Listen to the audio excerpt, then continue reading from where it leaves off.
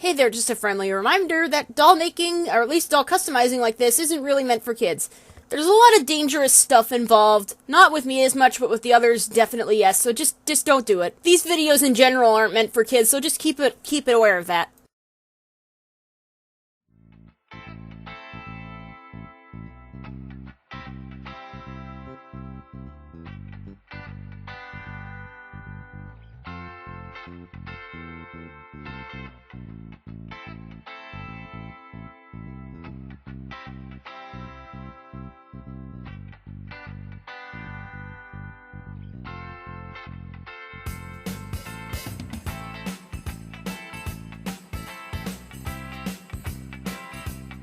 Howdy everybody, how was your Thanksgiving? I personally kept mine pretty small, and I wore a mask whenever I could. As you can see by the display I just showed off, the only ones who are having a proper, crowded Thanksgiving are my dolls over on my shelf. And if I can figure out how to make myself some more space on that shelf, I can turn it into a sort of apartment building for these guys. But that's besides the point. Today we're talking about Miles and Molly. Yeah, that's right. I got a little impatient waiting for results to come in, and there wasn't much considering there's not that many people yet. So I just decided I'm gonna do both of them. So right here, I have Royal Lee, Tella, and Fernessa. And I'm not as keen on Royal Lee, considering her skin tone isn't as dark as I would like it for Molly. So I'm gonna just pull her to the side and use her later. So that just leaves Tella and Fernessa. If you remember, I did another Tella off screen and gave her crazy rainbow hair, but now Tella's gonna turn into Molly. While Fernessa here, since she's the darkest of the three, is gonna be Miles. And since we're doing two dolls at once in this video, I might as well skip over the part where they're cleaned out and got the hair plugs removed. Cause, you know, everyone's seen that, you know the drill. Let's go. Before I properly took their heads off, I went ahead and did some test sketches on the both of them. Miles is gonna be just a touch easier, except for his hair, because I'm not sure if I should make that just a really cut short yarn that it hasn't been straightened, or just stick with, like, flocking. I'll figure that out. And then Molly, meanwhile, God, there's so many M names. Molly is gonna be a bit trickier, not as much in the build sense of the hair, because the hair is really easy. It's the fact that she has a giant knitted sweater. She's called Knit Girl as a nickname, so I gotta figure out a fabric that can match the knitted look, but not actually be knitted, because, good lord, knitting is tiring. Well, not tiring as much as just, like, tedious. Hurts your wrist real bad if you draw too much at the same time. Since I had a better idea of what to do with Molly's hair than Miles's, I did hers first. I had some leftover yarn from the yarn I used for Matilda's hair, which was just a bunch of random natural hair colors, which I supplemented with some other brown that matched the tone and filled out some of the highlights a little bit.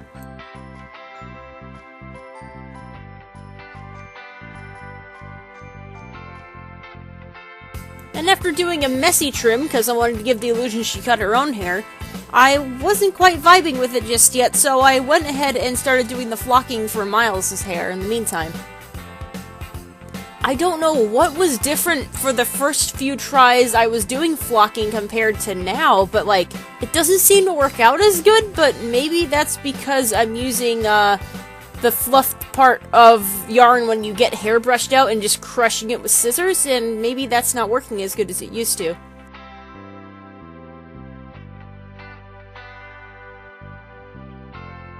And after thinking on it a bit, I took Molly's hair and brushed it out ever so slightly to give it that, curly, frizzy look, to make it just look a little more natural, but also keep the, kinked thing going on.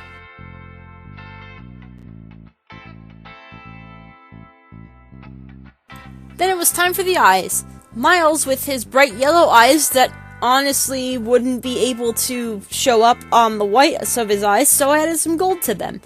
Makes him look a little more natural, but keeps the yellow as a base.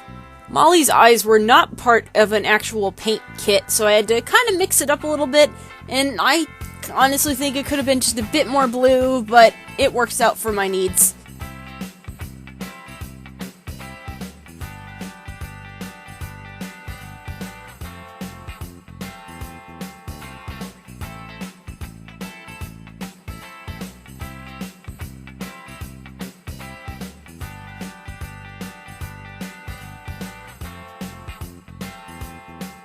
I got these little tiny brushes meant for like Warhammer figurines, and they're doing already way better than my previous real tiny brushes.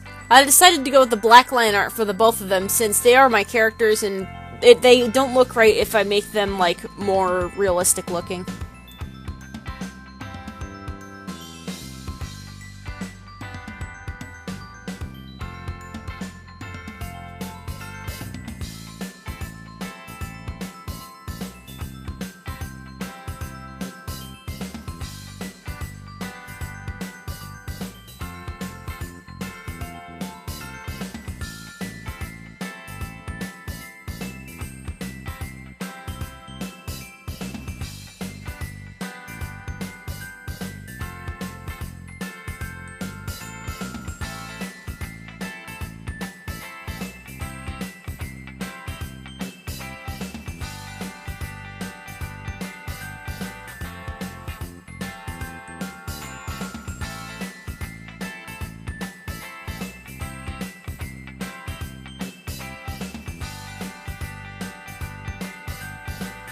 I used some old jeans material that really was more of a polyester and put those for Miles shorts, along with some scrap cotton fabric to put on as a shirt, made all big to cover up all the curves.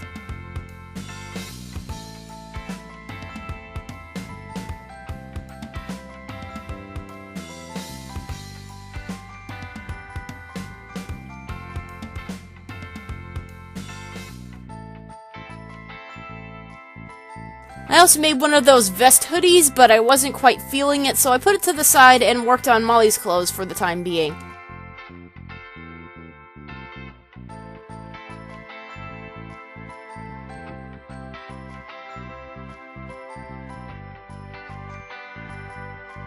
Her stuff was an old pair of purple jeans and some Ken shoes that I painted to match up what they actually look like in canon.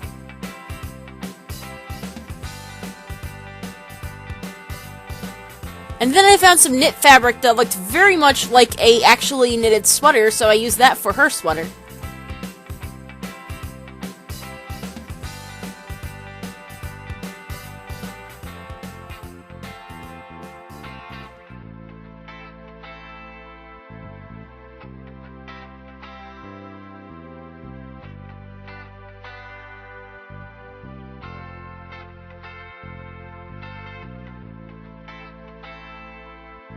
And then later on, I decided I wasn't quite feeling Miles' current shirt, so I found some knit fabric, or t-shirt fabric, I guess, and changed it into his shirt.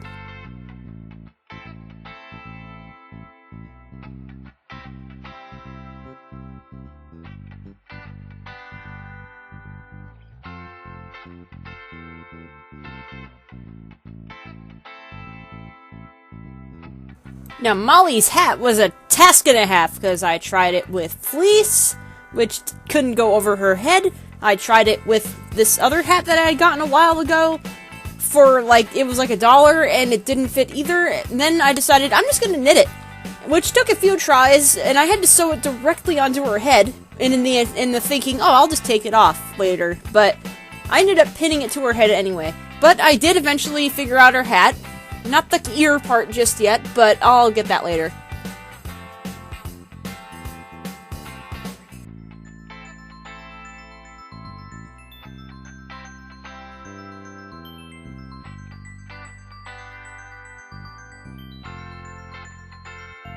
And after getting a start on Miles' little vest hoodie thing that I later, after this recording, decided not to put on him after all, I was done!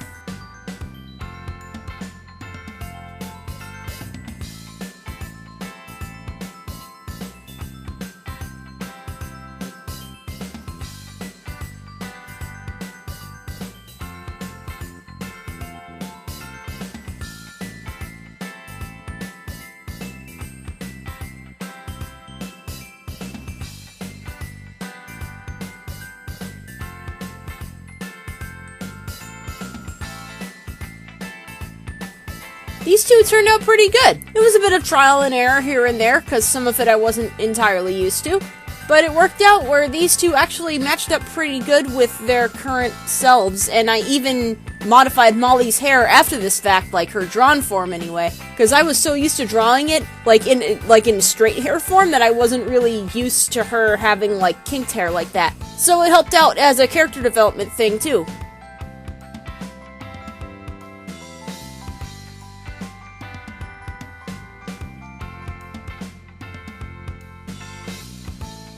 This also took, like, a little bit longer than I thought it would, because now it's December 10th as of recording this voiceover, so that took, what was it, like, at least 2 weeks for the both of them, I believe.